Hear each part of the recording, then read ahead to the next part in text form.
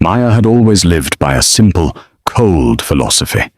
Keep your head down, serve the coffee, and turn a blind eye to the violence unfolding in the alleys. Her survival depended on her invisibility. However, that changed the moment she decided to help an old woman the previous night. Now, as 4 men in sharp, tailored suits strode into the diner and bolted the doors behind them, she realized her break from the rules had come with a steep price. The neon sign outside Lou's diner hadn't buzzed a full word since 2019. It just blinked DNR, casting a sickly red glow over the wet asphalt. Maya taped the sole of her left boot for the 3rd time this week, pulling the duct tape tight with her teeth. It was 2:14 a.m. The air inside smelled of stale grease, burnt filter coffee, and the harsh ammonia she used to mop the linoleum. She was tired. Not the kind of tired a good night's sleep could fix, but a deep, marrow-level exhaustion that came from working 2 minimum-wage jobs just to keep a landlord from tossing her mattress onto the street. "Trash needs taking out, Maya," Lou grunted from behind the grill. She grabbed the 2 heavy black bags. They leaked something foul, staining the hem of her apron. Maya pushed through the heavy metal back door into the alley. The cold October wind hit her like a wet towel, biting through her thin flannel shirt. That was when she heard it. It wasn't a scream. Screams are loud, theatrical. This was a wet, ragged gasp, followed by the heavy thud of a body hitting a dumpster. Maya froze. The smart thing to do, the city thing to do, was to drop the bags, walk back inside, and lock the deadbolt. You don't look into the shadows. You don't ask questions. But she heard a second sound, the unmistakable scrape of a switchblade opening. "Just the ring, Grandma. Take it off." The voice was young, strung out, and jittery. She peered around the rusted edge of the commercial dumpster. A kid, no older than 20, had a woman pinned against the brick wall. He was shaking, the knife trembling in his hand. The woman was entirely out of place. Even in the dim light of the alley, Maya could tell her heavy wool coat was cashmere. Her silver hair was pinned up, though a few strands had fallen across a face that was strikingly calm despite the bleeding cut on her cheek. She wasn't pleading. She was staring at the kid with a look of cold, maternal disappointment. "You don't want to do this," she said. Her voice was raspy, cultured, and perfectly steady. "Shut up, give me the ring." He pressed the blade closer to her throat. She was clutching her chest, her breathing turning shallow. She wasn't just cornered, she was having some sort of attack. Maya looked at the trash bags in her hands. She looked at the heavy, industrial-sized can of chemical degreaser sitting on the loading dock next to her. "Don't do it, Maya," her brain screamed. Her hand grabbed the degreaser. She stepped out from behind the dumpster. "Hey," she said. The kid whipped around. "Back off, Waitress. This ain't your business." "You're right, it's not," she said, keeping her voice dead flat. "But you're standing on Lou's property, and Lou keeps a loaded shotgun under the register. He's also got a temper and a drinking problem. I just pushed the panic button by the door." It was a lie. There was no button. Lou didn't own a gun. He owned a baseball bat that was mostly used to kill rats. The kid hesitated. Maya raised the aerosol can, aiming the nozzle right at his eyes. "This is industrial lye and bleach. You want to see what it does to your corneas before the cops get here?" The kid looked from her to the can to the old woman, who was now leaning heavily against the bricks, gasping for air. He spat on the ground, folded the knife, and bolted down the alley, disappearing into the fog. Maya exhaled, her knees suddenly shaking. She put the can down and walked over to the woman. Up close, she looked fragile, her skin pale and clammy. "Are you okay?" Maya asked, reaching out to steady her. She flinched slightly at Maya's touch, then settled. No hospitals, just..." My medication, in my pocket. Maya reached into the silk-lined pocket of her coat and pulled out a small inhaler. She handed it to her. She took 2 deep puffs, closed her eyes, and leaned her head back against the grimy brick. Slowly, the color started to return to her face. "Come inside," Maya said, looking nervously at the mouth of the alley. "It's freezing. I'll get you a glass of water." She opened her eyes. They were dark, sharp, and assessing. She looked at Maya's worn boots, her stained apron, and the burn scar on her right wrist from a deep fryer accident 2 years ago. "You took a foolish risk, girl," she said, her voice regaining its strength. "Yeah, well, I'm off the clock in 10 minutes. My quota for caring is depleted. Let's get you inside before he comes back with friends." Maya guided her through the back door and sat her in a vinyl booth near the kitchen. Lou gave her a side-eye but didn't say a word when Maya poured her a cup of hot water and handed her a stack of cheap paper napkins to dab the blood on her cheek. She sat in the booth, looking entirely alien in her surroundings. She wiped the blood from her face with a strange, quiet dignity. "Do you have someone I can call?" Maya asked, leaning against the counter. "A cab? A family member?" "My driver was supposed to be waiting at the corner of 5th and Main. We encountered an unexpected detour. I walked to avoid it," she said cryptically. "I will handle my own transport." She pulled a sleek, matte black phone from her pocket and dialed a single digit. She spoke in rapid, quiet Italian. Maya only caught the tone. It was a command. 10 minutes later, headlights flashed through the diner windows. A black town car idled at the curb. The woman stood up. She smoothed the front of her coat, ignoring the smudge of alley dirt on the expensive fabric. She reached into her handbag and pulled out a wad of bills. Hundreds, thick enough to choke a horse. She placed it on the table. "No," Maya said instantly. She paused, looking at her. "Take it, you intervened." "I didn't intervene for a tip," Maya said, crossing her arms. "I make $10 an hour. If I take that, Lou will think I stole it from a register, or the cops will think I'm dealing in the bathroom. Put it away. Just go home." Her eyes narrowed slightly. It wasn't anger. It was curiosity. She studied Maya's face for a long, uncomfortable moment. "What is your name?" she asked. "Maya." "Thank you, Maya, for the hot water. And the lie." A faint, dry smile touched her lips. She walked out the door. The bell jingled. The black car pulled away, swallowed by the rain. Maya took a dirty rag, wiped the table where she sat, and finished her shift. She went home, fell into bed, and forgot about her. The morning shift at Lou's is a different kind of hell. It's construction workers, hungover college kids, and people wanting their eggs over easy yesterday. It was 9:30 a.m. Maya had slept exactly 4 hours. Her feet were throbbing, and she was balancing 3 plates of greasy hash browns on her left arm while pouring coffee with her right. Then, the diner went dead silent. It didn't happen all at once. The chatter of the construction workers died first, then the clatter of silverware. She turned around, the coffee pot still in her hand. 4 men had just walked in. They didn't belong in Lou's. They didn't belong in this zip code. They wore suits that cost more than this entire building.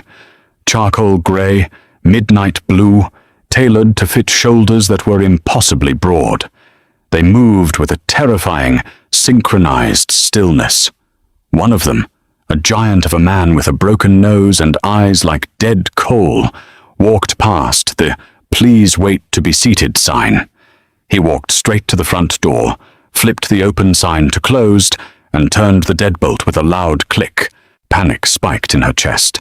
Beside her, Lou dropped a spatula. Another man, leaner but with a scar running through his left eyebrow, stepped to the center of the diner. He didn't raise his voice, but it carried perfectly. Everyone finishes their breakfast. Everyone stays seated. The construction workers, guys who usually loved a bar fight, shrank into their booths. These weren't thugs. These were professionals. You could smell the violence on them, clean and cold. The man with the scar walked up to the counter. He looked at Lou, who was sweating grease and terror. "Who worked the late shift last night?" the man asked. His voice was polite. It made it worse. Lou swallowed hard. He looked at Maya. He didn't mean to betray her, but his eyes darted to her face for half a second. It was enough. The man shifted his gaze to her. His eyes dropped from her face down to her hands. He stared at the jagged burn scar on her right wrist. "Maya," he said. It wasn't a question. Her grip tightened on the handle of the coffee pot. If she threw the boiling liquid in his face, she might make it out the back door. But the giant by the front door was already moving, flanking her. "What do you want?" Maya asked. Her voice shook. She hated that it shook. "You're coming with us," the man said. "Like hell I am." She stepped back, bumping into the pie display case. "I don't know who you are. I don't owe anyone money." "You are not in trouble, Maya," the man said, stepping closer. He didn't reach for her. He just invaded her space, letting his physical presence do the work. "But you are coming with us. You can walk out the front door quietly, or we can make a scene that will cost your boss his establishment." He reached into his breast pocket. Lou whimpered, putting his hands up. But the man didn't pull a gun. He pulled out a thick stack of banded bills and dropped it onto the counter next to a half-eaten plate of pancakes. "For the interruption to your business?" he told Lou. He looked back at Maya. "Your coat." Maya looked at the four men. She looked at the locked door. There was no way out of this that didn't end with her in an ambulance or worse. Her heart hammered against her ribs like a trapped bird. She untied her apron with trembling fingers, threw it on the counter, and grabbed her denim jacket from the hook in the back. She walked out from behind the counter. The giant opened the door for her. Outside, 3 black SUVs were parked illegally, blocking the street. No one was honking. "Get in," the scarred man said, opening the back door of the middle vehicle. She climbed inside. The seats were soft, smelling of rich leather and expensive cologne. The door slammed shut behind her, plunging her into tinted, soundproof isolation.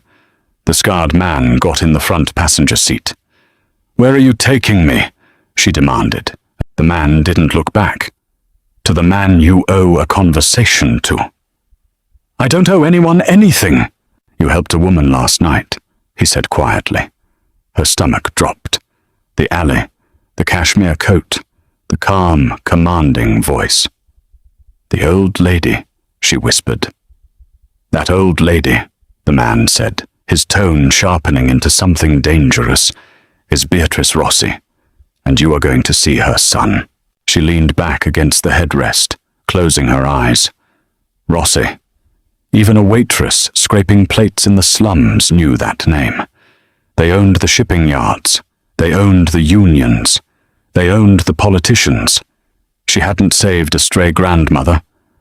She had saved the matriarch of the biggest crime syndicate on the eastern seaboard. And now, she was in their car. They drove for 40 minutes, leaving the rotting infrastructure of the city behind, climbing up into the hills where the estates sat hidden behind iron gates and old money. The car passed through a heavy security gate that opened automatically. They rolled up a long, curving driveway, lined with ancient oak trees. The house wasn't a tacky mansion. It was a sprawling, brutalist structure of stone, glass, and dark wood. It looked like a fortress pretending to be a home. The car stopped. The door opened. The giant gestured for her to get out. She stepped onto the gravel, wrapping her cheap denim jacket tightly across her chest. She felt painfully small. Maya was escorted through massive double doors into a foyer that echoed with their footsteps. There was no loud music, no gaudy gold statues, just sparse, expensive art and a suffocating silence. The scarred man led her down a long hallway, stopping in front of heavy oak doors. He knocked once, opened it, and gestured for her to step inside. She walked in. The door clicked shut behind her. The office was vast, lined with books, and smelling of cedar and old paper. Behind a massive mahogany desk sat a man. He didn't look up immediately. He was reviewing a leather-bound ledger, a heavy gold pen moving in quick, sharp strokes. He wore a crisp white shirt, the sleeves rolled up to reveal forearms corded with muscle and faint ink. "Sit," he said. His voice was deep, devoid of any warmth. She stood exactly where she was. "I'd rather stand." He stopped writing. Slowly he raised his head. He had her eyes. Beatrice's eyes. Dark, sharp, and assessing. But where hers had carried a weary dignity, his were predatory. His jaw was clenched, covered in a shadow of stubble. He looked like a man who hadn't slept, who existed entirely on black coffee and high-stress adrenaline. This was Dominic Rossi. He set the pen down. He leaned back in his chair, folding his hands over his stomach. He studied her. He looked at her taped boots, her faded jeans, the exhaustion bruised into the skin under her eyes. "Maya," he said. It sounded different coming from him. He tested the name, weighing it. "Look," she said, her voice tight. "If this is about last night, I didn't know who she was. I just saw a woman getting mugged. I didn't do it to get involved in whatever this is. I don't want a reward. I don't want anything. Let me go back to my job." Dominic didn't blink. "My mother is a cautious woman. She travels with a detail. Last night, her driver was intercepted. A hit was ordered. She walked 3 blocks to avoid the crossfire and sought shelter in an alley to catch her breath. That is when a local junkie with a knife found her. He leaned forward, resting his elbows on the desk. You intervened. You threatened him with a chemical burn. You brought her inside. And then you refused a $10,000 cash tip." He said the amount slowly. 10 grand. It was more than she made in a year. Her stomach gave a sick lurch. "I thought it was dirty money," she said defensively. "I didn't want Luz getting raided." "Nobody refuses money," Dominic said flatly. The cynicism in his voice was so heavy it practically dragged on the floor. "Everyone has a price. Everyone is running a hustle. So tell me, Maya, what's yours?" "I don't have a hustle," she snapped, the anger finally burning through the fear. "I was tired. I was carrying out rotting garbage. I saw an old lady dying in an alley and I reacted. That's it. Not everything is a scheme, Mr. Rossi." His eyes narrowed. The air in the room grew heavier, thick with tension. He stood up. He was taller than she expected, moving with a lethal grace as he walked around the desk. He stopped 2 feet in front of her. She forced herself not to step back. She tilted her chin up, glaring at him. "You saved my mother's life," he said quietly. "If she hadn't gotten her medication, her heart would have given out. I owe you a debt. You don't owe me anything. We are even. Erase the ledger."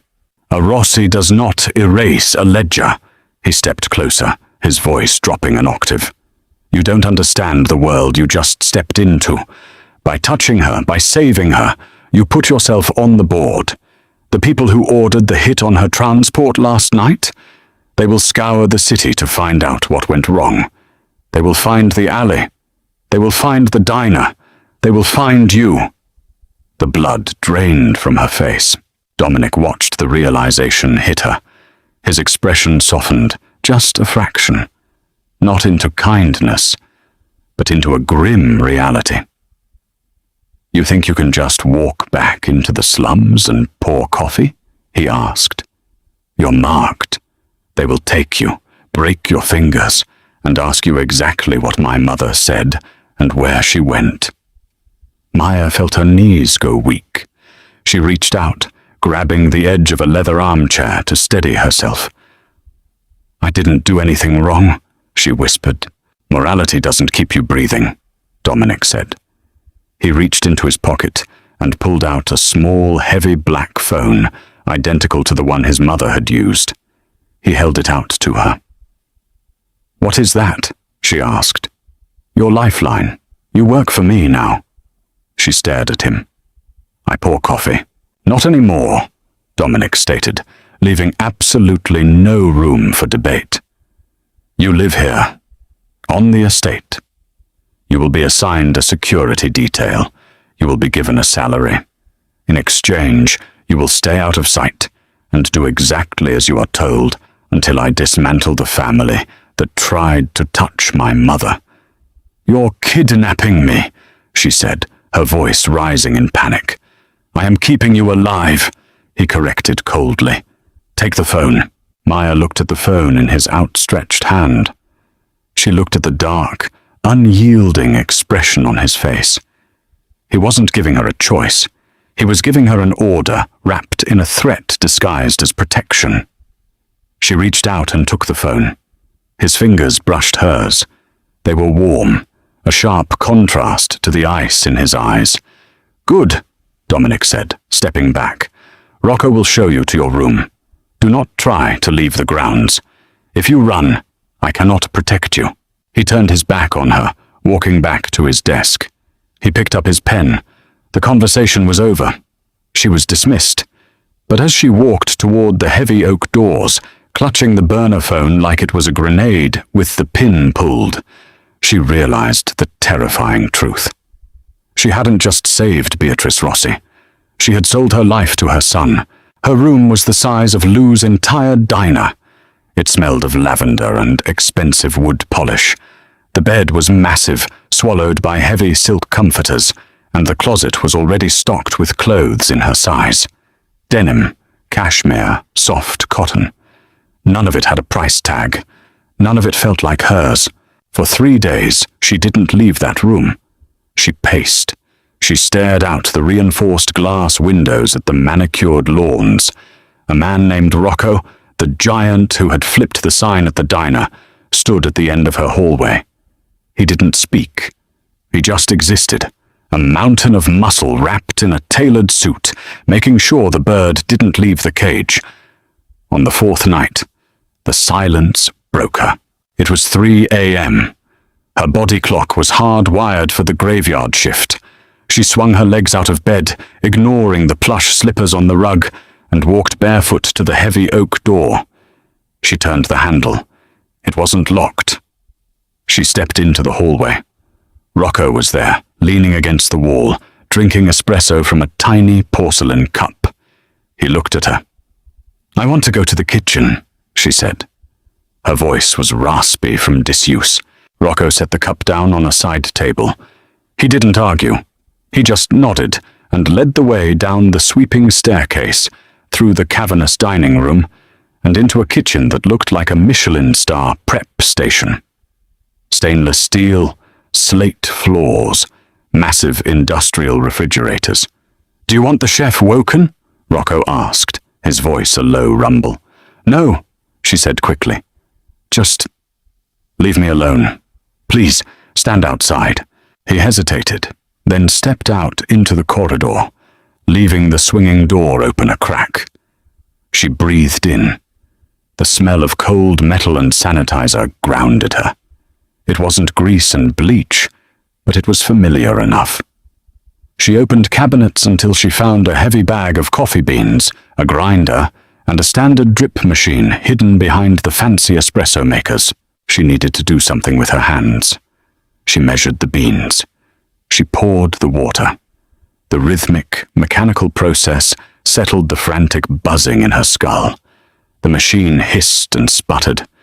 She leaned against the cold marble counter, wrapping her arms around herself, and watched the dark liquid drip into the glass pot.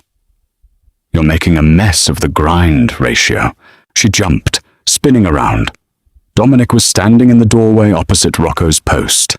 He wore a dark grey Henley, the sleeves pushed up, and dark slacks. Without the suit jacket, he didn't look like a mob boss. He just looked like a man who hadn't slept in a week. The dark circles under his eyes were bruised purple, and his jaw was shadowed with heavy stubble. "I like it strong," she said defensively. "It cuts through the cheap beans I usually buy." He walked into the kitchen. Up close, the sheer exhaustion radiating off him was palpable. He didn't look dangerous right now. He looked hollowed out. He opened a cabinet, pulled out 2 ceramic mugs, and set them on the counter next to her. "Pour." She didn't argue. She poured the black coffee into both mugs. She slid one toward him. He picked it up, taking a sip without blowing on it. He didn't flinch at the heat. "They burned Lou's down," he said. The words hit her in the chest like a physical blow. The air rushed out of her lungs. She gripped the edge of the counter, her knuckles turning white. "What?" "Last night," Dominic said, staring down into his black coffee. "Gasoline and a match. The fire department put it out before it took the whole block, but the interior is gutted. It's ash." Her vision blurred. Lou's was a roach-infested grease pit, but it was her grease pit. It was the only place in the city that kept a roof over her head. She thought of Lou, sweating over the grill, tossing her a free grilled cheese when she couldn't afford groceries. "Lou!" she choked out, panic rising in her throat. He's fine," Dominic cut in, his voice firm, grounding her. "I had my men pull him out of his apartment 2 hours before the fire. He's safe." She stared at him, the tears pooling in her eyes. "Where is he?" "In New Jersey. Under a different name. I bought him a new diner, a better one. Fully staffed, up to code. He doesn't have to work the grill anymore unless he wants to." Dominic took another sip of his coffee. He didn't look at her, keeping his gaze fixed on the stainless steel sink. "I pay my debts, Maya. My mother's presence brought violence to his doorstep. I made him whole." "You ruined his life," she whispered, the anger bubbling up through the shock. "I extended his life," Dominic corrected coldly. He finally turned his head to look at her. The predatory edge was back in his eyes. "You think the people hunting my family care about collateral damage? They would have tied him to a chair and peeled his skin off to find out what you looked like. I bought him a diner. I bought him breathing room. And what did you buy me?" she asked bitterly. "A silk cage? Survival." He set the mug down hard. The ceramic clinked loudly against the marble. He stepped closer to her, closing the distance between them, until she had to tilt her head back to meet his eyes. "You think I want you here?" he asked, his voice a low, rough scrape. "You are a liability. You are a civilian who doesn't know how to keep her mouth shut or her head down. I have 30 men scouring the city, trying to dismantle the Lupatazzi crew before they make another move on my mother. The last thing I need is a waitress sleeping in my guest wing." "Then let me go." "I can't," he snapped, the control finally slipping. He slammed his hand flat against the counter, trapping her against the edge. "Because if I let you walk out that gate, you will be dead before the sun goes down. And Beatrice Rossi does not allow the people who bleed for her to die in the gutter.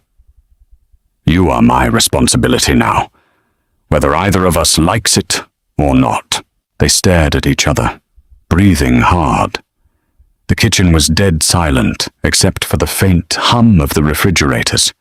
He was so close she could smell the gunpowder and scotch clinging to his clothes.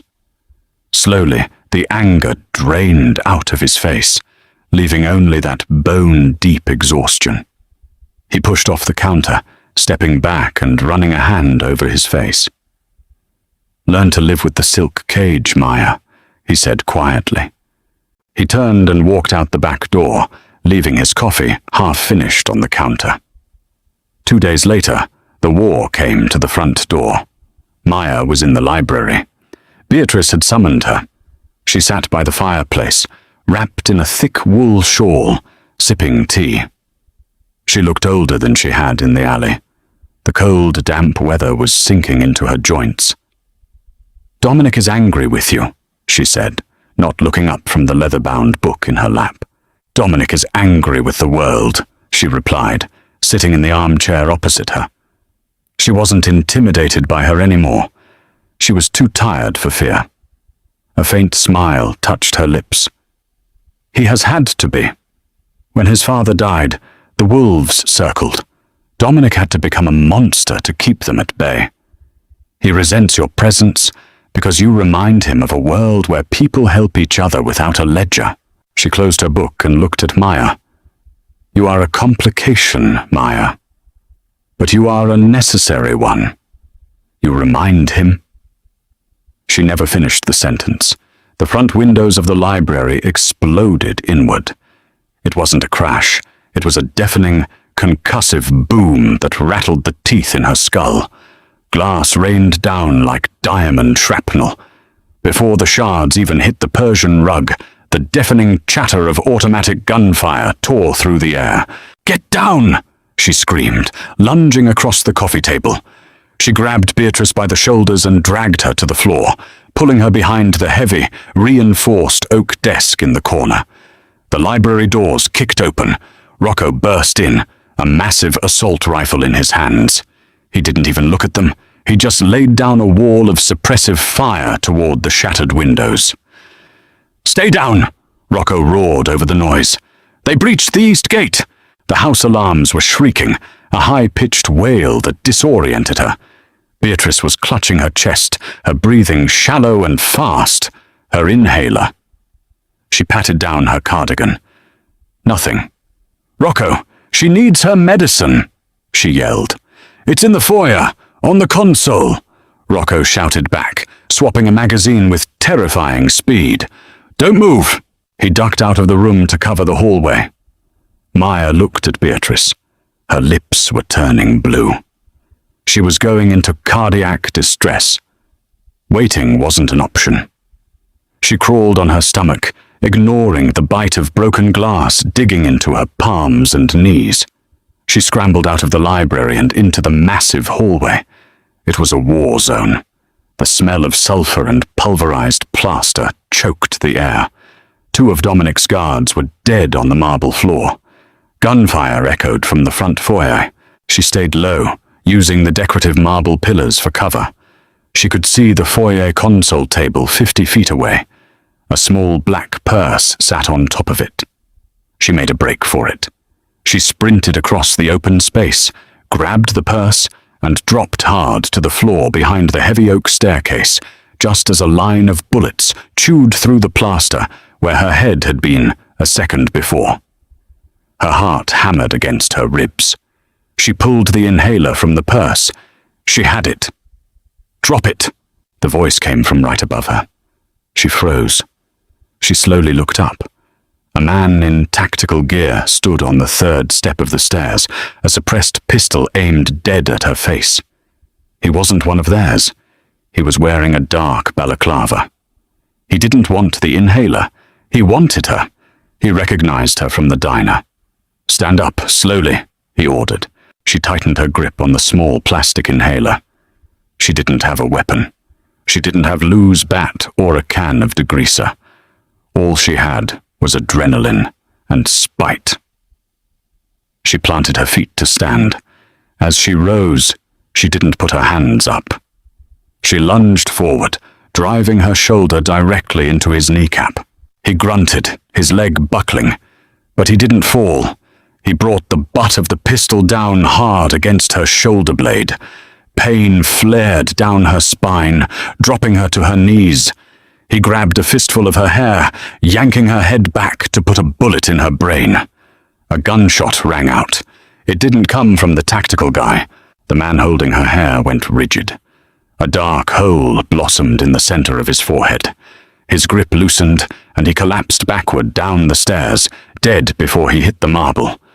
She fell forward, gasping for air.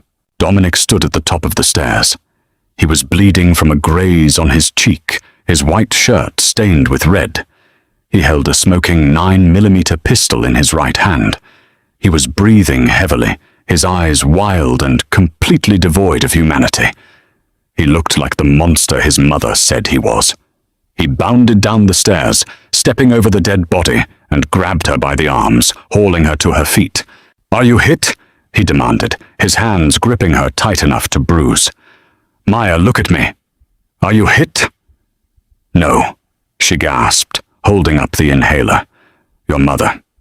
She can't breathe." The wildness in his eyes snapped back to focus. He took the inhaler, grabbed her hand, and dragged her back toward the library.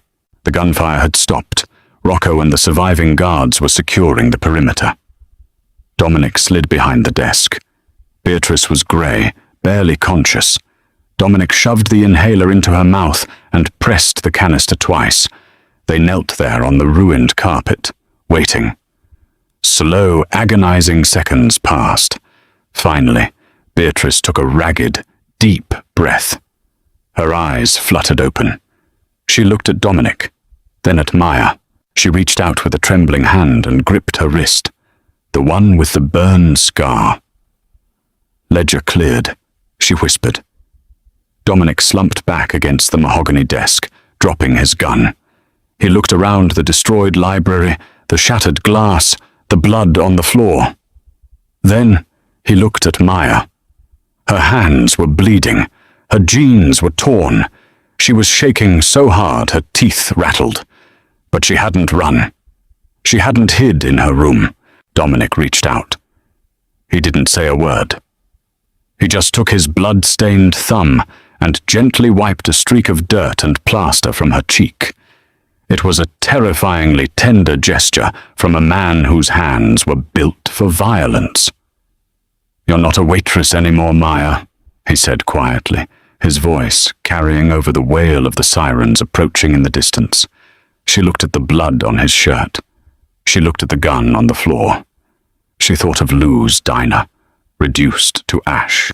He was right. The girl who poured coffee and taped her boots was dead. She was standing in the ashes of her own life. But looking at Dominic's dark, assessing eyes, she realized she wasn't just surviving anymore. She was adapting. And in this city, that was the only way to win. If you made it this far, you know survival isn't pretty. Maya's old life burned to ashes, but a new, darker fire just started. If you loved this gritty dive into loyalty, blood, and the cost of doing the right thing, smash that like button. Hit subscribe so you don't miss the next thrilling story, and drop a comment below. Would you have saved Beatrice in the alley or walked away? Share this with a friend who loves mob dramas.